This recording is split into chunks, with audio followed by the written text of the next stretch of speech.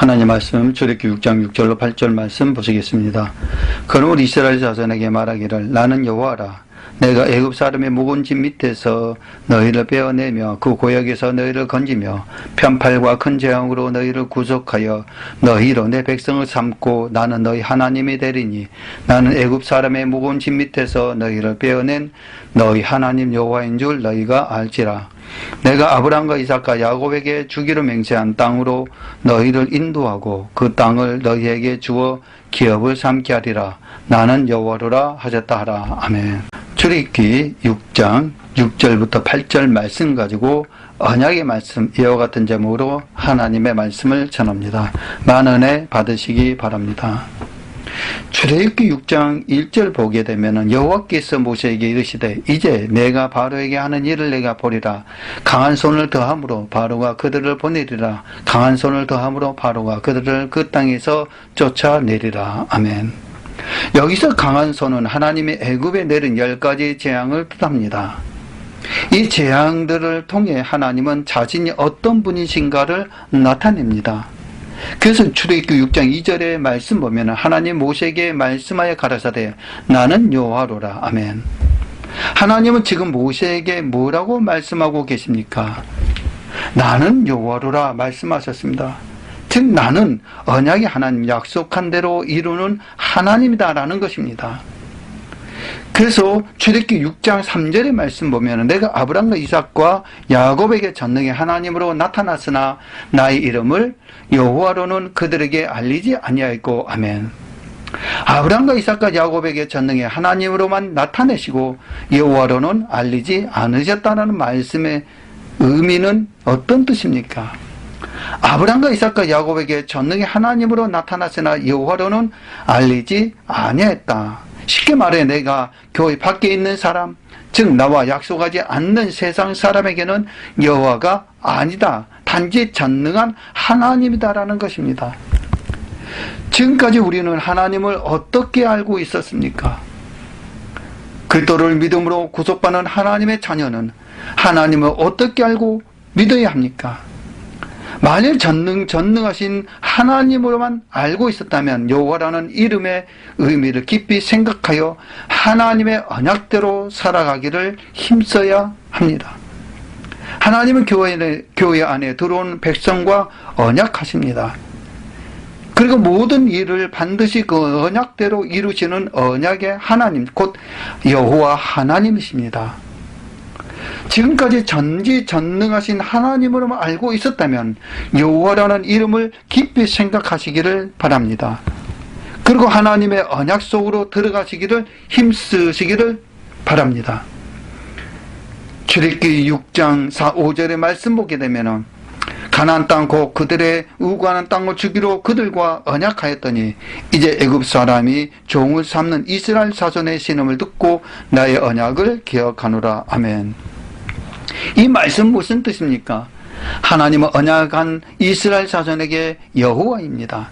그러나 하나님이 비록 그들과 언약하였다 할지라도 그들이 신음하지 기도하지 않으면 그 언약을 기억하지 못한다는 것입니다. 그래서 하나님은 누가복음 11장 9절에서는 구하라 그러면 너에게 주실 것이요 라고 말씀하고 계십니다. 누가복음 11장 9절에 내가 또 너에게 이르노니 구하라 그러면 너에게 주실 것이요 찾으라 그러면 찾을 것이요 문을 두드리라 그러면 너에게 열릴 것이니 아멘. 하나님은 우리가 구할 때 즉 우리의 신음하는 기도 소리를 들으시고 우리에게 약속하신 언약을 기억하여 주신다는 것입니다. 아멘. 이 말씀을 하신 후에 하나님은 3가지 축복의 약속을 하십니다. 그 첫 번째 약속이 출애굽기 6장 6절의 말씀입니다. 출애굽기 6장 6절에 그러므로 이스라엘 자손에게 말하기를 나는 여호와라. 내가 애굽 사람의 무거운 짐 밑에서 너희를 빼어내며 그 고역에서 너희를 건지며 편팔과 큰 재앙으로 너희를 구속하여 아멘. 하나님의 애굽에 있는 이스라엘 백성을 고역에서 건지시며 편팔과 큰 재앙으로 구속하셨듯이 세상에 있는 저와 여러분을 구속하셨습니다. 이 첫 번째 약속은 무엇을 말씀하고 있습니까? 이는 애굽에서 구원하셔서 광야로 나오게 하는, 즉 세상에 있던 우리를 교회로 나오게 하는 구원을 말씀하고 있습니다. 이 이 구원하심은 우리가 다른 사람보다 잘났거나 행함으로 공로로 되는 것이 아닙니다. 아무 자랑할 것이 없는 우리를 예수 믿으세요, 예수 믿으세요 라는 그 말에 그래 한번 믿어보자 라며 순종하는 그 믿음 보시고 오직 하나님의 은혜로 모든 죄에서 구속하시는 축복을 우리에게 허락하신 것입니다. 여기 있는 저와 여러분은 주는 그리스도시요 살아계신 하나님의 아들이심을 믿고 예수를 구주로 고백함으로 이 첫 번째 약속은 모두 받아 누리고 있습니다. 그러면 하나님은 구원자로 고백한 우리에게 하나님은 두 번째로 어떤 약속을 하고 계십니까? 출애굽기 6장 7절의 말씀 보겠습니다. 너희로 내 백성을 삼고 나는 너희 하나님이 되리니 나는 애굽 사람의 무거운 짐 밑에서 너희를 빼어낸 너희 하나님 여호와인 줄 너희가 알지라. 아멘. 저와 여러분은 예수를 구주로 고백하고 교회에 나왔습니다. 그럼에도 불구하고 여러 가지 쓴물을 만날 때가 있습니다. 이것은 무엇을 의미합니까? 예수를 믿고 교회에 나왔다고 해서 하나님께서 무조건 우리를 하나님의 백성 삼으시고 우리의 하나님이 되어 주시는 것은 아닙니다.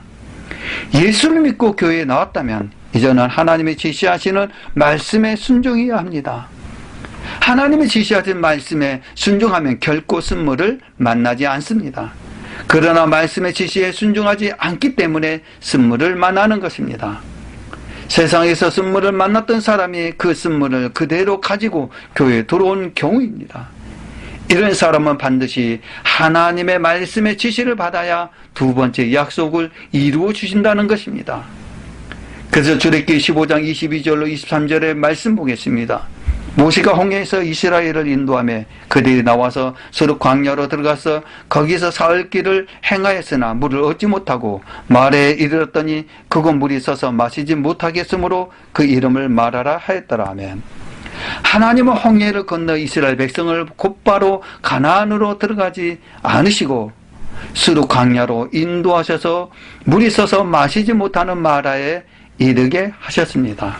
이때 이스라엘 백성을 어떻게 하였습니까? 출애굽기 15장 24절로 25절의 말씀 보면 백성이 모세를 대하여 원망하여 가르되 우리가 무엇을 마실까 하며 모세가 여호와께 부르짖었더니 여호와께서 그에게 한 나무를 지시하시니 그가 물에 던짐에 물이 달아졌더라. 거기서 여호와께서 그들을 위하여 법도와 율례를 정하시고 그들을 시험하시세. 아멘. 물이 서서 마시지 못함으로 백성이 모세에게 원망하자 모세는 어떻게 하였습니까? 하나님께 부르짖었던 것입니다. 모세는 자신을 원망하는 이스라엘 백성에게 대항하지 않고 오직 하나님께 부르짖었습니다. 하나님은 여러분의 인생의 쓴물을 가지고 교회에 들어왔는지 또 순종하지 아니함으로 쓴물을 맞았든지 혹은 교회에 와서 하나님이 잠시 여러분을 시험하고 낮추심으로 쓴물을 만났든지 여러 가지 어려운 일들을 만나게 될 때에 이 말씀을 통해 어떻게 하라고 교훈하고 계십니까? 모세와 같이 주님 앞에 부르짖으라. 주님 앞에 신음하라는 것입니다. 즉 기도하라는 것입니다. 아멘. 이스라엘 백성이 그들을 고역으로 인하여 신음할 때에 하나님께서 그 신음을 들으시고 언약을 기억하셨듯이 우리가 하나님께 부르짖을 때에 하나님은 그 언약을 기억하시고 말씀으로 지시하십니다. 출애굽기 15장 25절의 말씀 보면 모세가 여호와께 부르짖었더니 여호와께서 그에게 한 나무를 지시하시니 그가 물에 던짐에 물이 달아졌더라. 거기서 여호와께서 그들을 위하여 법도와 율례를 정하시고 그들을 시험하시세. 아멘. 백성이 원망하자 모세는 오직 여호와 하나님께 부르짖었습니다. 하나님은 그에게 한 나무를 지시해 주셨습니다. 그가 여호와께 지시하신 대로 한 나무로 물에 던지라는 말씀에 순종하였을 때에 말에 쓴 물은 달아졌습니다. 아멘. 만약 모세가 하나님이 지시하신 말씀에 불순종하여 한 나무를 물에 던지지 않았다면 말에 쓴 물은 그대로 있든지 아니면 하나님은 다른 사람을 통해 역사하셨을 것입니다. 마찬가지로 우리라도 하나님의 말씀을 지시를 받고 순종하면 인생의 쓴물이 고침을 받을 수 있지만 말씀의 지시를 받아 순종하지 않으면 인생의 그 어떤 쓴물도 고침받을 수 없습니다. 이것이 하나님의 두 번째 약속입니다. 이 시간 신실하신 하나님은 이스라엘 백성에게 약속하셨듯이 여기 있는 우리 모두에게 똑같이 약속하고 계십니다. 지시하신 말씀에 순종하면 그 약속대로 이루어 주실 것입니다. 그러나 말씀에 순종하지 않으면 이루어 주시지 않겠다는 것, 이것이 바로 그 약속입니다.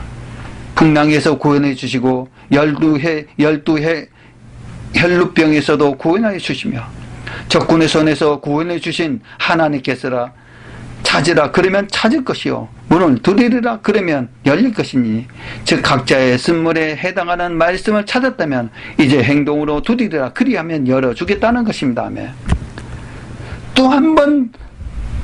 또한 한 번, 두 번 두드려서 안 되면 두 번, 세 번 해서도 안 되면 세 번, 네 번 했어도 안 되면 네 번, 다섯 번 열릴 때까지 두드려야 합니다. 이처럼 두드리는 자에게 하나님은 반드시 열어주십니다. 하나님의 이런 복된 약속을 여러분 모두가 받아 누리시기를 주님의 이름으로 축원드립니다. 이것이 바로 하나님의 약속이라는 사실을 우리는 믿고 오늘도 저와 여러분들은 승리하는 하나님의 귀한 자녀가 되기를 주 예수 그리스도 이름으로 간절히 축원을 올려옵나이다.